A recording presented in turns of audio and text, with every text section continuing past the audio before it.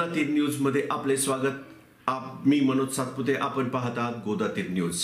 आष्टी पाटोदा शिरूर विधानसभा मतदारसंघाचे अपेक्षित उमेदवार माजी आमदार भीमराव धोंडे यांचे लोणी पिंपळा परिसरात जोरदार स्वागत करण्यात आले। गावात वाजत गाजत प्रचार फेरी काढण्यात आली। तसेच जेसीबी मधून पुष्पवृष्टी करत ग्रामस्थांनी स्वागत केले। यावेळी झालेल्या कार्यक्रमास परिसरातील ग्रामस्थ मोठ्या संख्येने उपस्थित होते। आष्टी तालुक्यातील पिंपळा येथील कार्यकर्ते व कृषी उत्पन्न बाजार समितीचे माजी उपसभापती जनार्दन भवर, सेवा सोसायटीचे माजी चेअरमन विजयकुमार नामदेव भवर, तसेच त्यांचे समर्थक आणि माजी सरपंच इसाक तांबोळी, माजी उपसरपंच सुभाष भवर, लोणीचे ग्रामपंचायत सदस्य युवा नेते सागर भवर, त्याचप्रमाणे खरडगावान येथील रणजित वाडेकर, अक्षय आळोखे, संदीप कारंडे, लालू शेख यांनीही माजी आमदार भीमराव धोंडे यांच्या गटात प्रवेश केला। लोणी येथे झालेल्या जाहीर सभेस माजी सभापती साहेबराव मस्के, लक्ष्मीन कराळे, सरपंच सावता ससाने, हरिभाऊ जंजिरे, ॲडव्होकेट निकालजी, उपसरपंच चांगदेव एकशिंगे, थोरात सर, माजी उपसभापती जनार्दन भवर, राम शिंदे, रामेश्वर वाळके, चेअरमन बाळासाहेब भवर, पांडुरंग गावडे, चंद्रशेखर सागे, दादासाहेब विधाते, संजय धायगुडे, गणेश पोगरे, पांडुळे पाटील, बाळासाहेब बेलेकर, दादासाहेब सांगळे, उपसरपंच राम देवकर, छबुराव देवकर, युवराज कटके, माजी सरपंच राजू गावडे, दादासाहेब सांगळे, विजयकुमार भवर, नवनाथ रक्ताटे, संतोष वाळके, दत्ता विधाते यांच्यासह लोणी पिंपळा परिसरातील मतदार मोठ्या संख्येने उपस्थित होते। मी 2 महिन्यापूर्वी आपल्या लोणी गावात येऊन संपूर्ण गावाचा दौरा केला होता। आता मी ज्या रस्त्याने आलो तो अत्यंत वाईट रस्ता। खरं म्हणजे लोणी गाव 5000 लोकसंख्येचं गाव आहे, जास्त 5000 पेक्षा जास्त। एवढ्या मोठ्या गावाला ही रस्त्याची अवस्था आहे। आपल्या तालुक्याला आतापर्यंत 2 आमदार होते या 5 वर्षात। दोघांनी मिळून तरी रस्ता करायला पाहिजे होता ना, पण तो होऊ शकला नाही। आणि लोणी गावाचे ग्रामस्थ असे त्यांना असलाच रस्ता आवडतो। त्यांनी परिवर्तन करायला पाहिजे ना। त्यांनी त्यांना इथं आल्यानंतर विचारलं पाहिजे की तुम्ही आमचा रस्ता का केला नाही, पण तुम्ही त्यांना तसं काही विचारित नाही। उलट त्यांच्या बाजूलाच तुमचं मताचं झुकतं मागे। आता तुम्ही मला द्या, नाही झालं तर मला शिक्षा द्या। ऐका, आता निवडून घे, मागचं काढून करायचं नाही। आता तुम्ही यावेळेस तुम्ही मला सहकार्य करा। तुमच्या गावामध्ये मी हायस्कूल काढलं, ऐका ना, तुमच्या गावात मी हायस्कूल काढलं।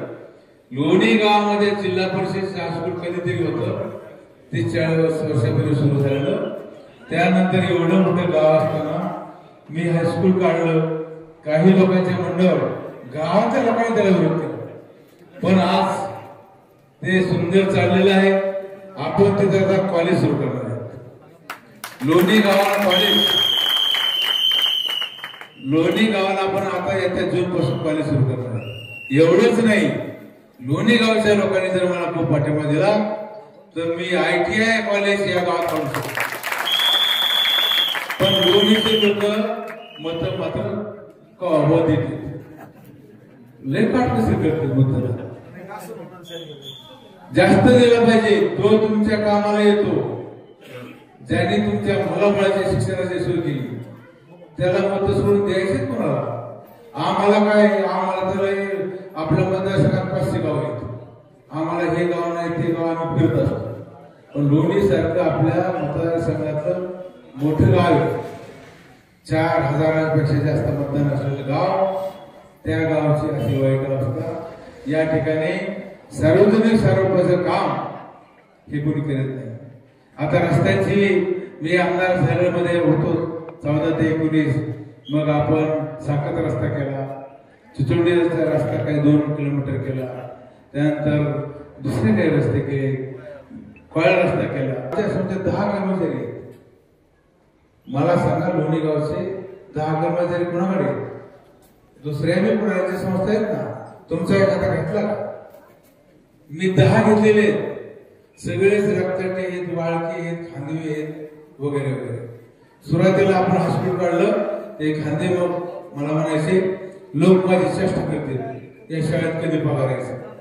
आता पगार सुरू झाला ना, आता काय लोक मला येऊन भेटतील आमचं तेवढं करायला पाहिजे होतं. त्यावेळेस तो विरोध करत होता.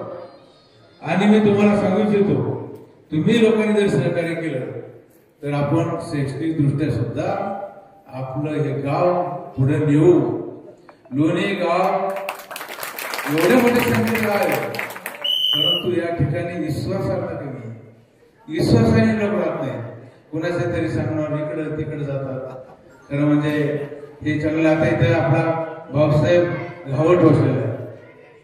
भाऊसाहेब गावट माझ्या पूर्वी ओळखीचा नव्हता, आता 1 वर्षापूर्वी ओळखीचा झाला. आणि त्याने सांगितलं की माझा मुलगा पुण्याच्या तालमीत आहे, पण त्याची निवड होत नाही. मी बीड जिल्हा कुस्तीगीर संघाचा मी अध्यक्ष आहे.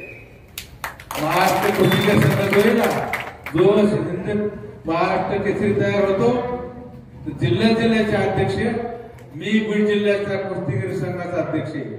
मी त्याच्या मुलाची निवड केली आहे.